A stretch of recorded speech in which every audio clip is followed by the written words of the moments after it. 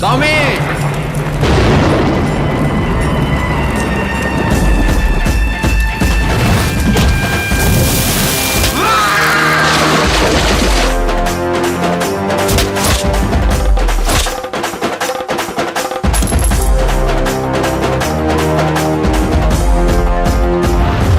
நாளையிலிருந்து 48 நாளைக்கு காட்டுக்குள்ள வேட்டைக்கு யாரும் போக கூடாது.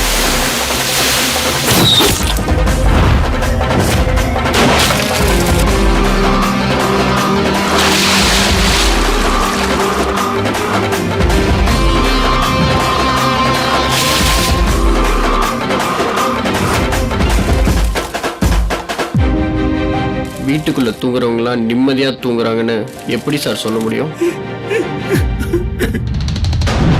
சார்